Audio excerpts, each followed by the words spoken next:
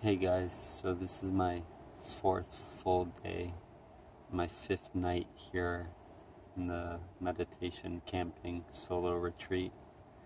Um, Today I did probably like 7.5 hours of meditation.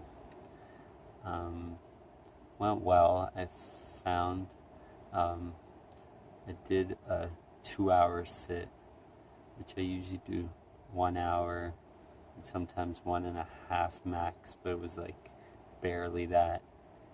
But today I really just, since it's my last night here, I wanted to really like go past boredom, because after an hour it's tough.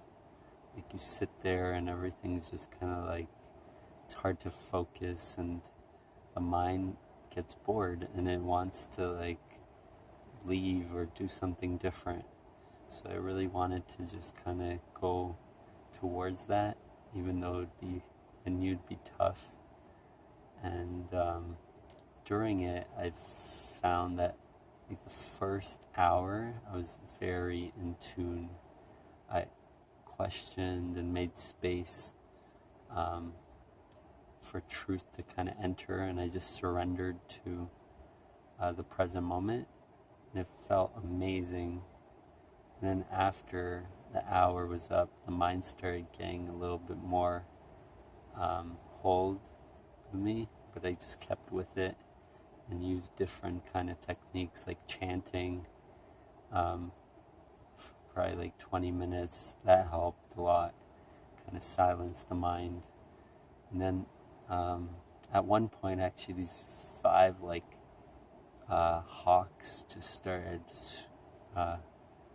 flying over me and just in the dunes, like just catching the drifts and stuff. So that was quite amazing. And just kind of observed that and just focused how effortless and just amazing life is, just like the happenings that are happening at every moment if we pay attention and we're open to it. So that was quite an amazing one. And I also did my mirror meditation.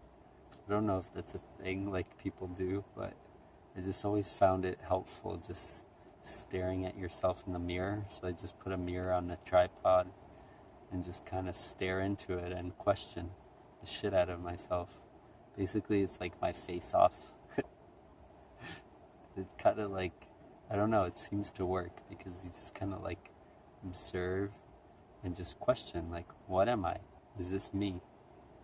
Because experienced obviously truth before, and like you need to have a direct experience of you seeing that you aren't this body and mind, and by looking yourself directly, or yourself as in this entity that you think that you are, you can really question it and just be face front there, right there. So during that sit, it went deep because I was finally able to break out of being stuck in this body type thing and mind, and thinking that this is me, because the mind keeps convincing you that you are this body and mind, because it uses things like I, me, my, and it just kind of labels all the experiences as your experience. But during the sit, I was able to break out of that and just start noticing that there can't be a I in this reality, or a me or my. It's just experience. All the things that are happening without a you. If you can finally break out of the mind, you can see that. But the mind will always try to think, oh, this is my experience, this is my hand, this is so on. But really, if you dig deep, which is why I do these kind of things, is to get deeper and deeper, you finally start realizing that there's just experience and there can't be an I. So like, even this hand is not my hand, it's a hand. There doesn't need to be an I for this hand to be moving and experiencing. It's just an experience in reality, in existence. So you can get deeper into that. And then once you can touch that, like a direct experience, it really frees you up, because then you start noticing that the mind does this to everything. And yeah, I really recommend like just questioning a lot and opening up, using these deep questions to make a space, and then truth starts entering.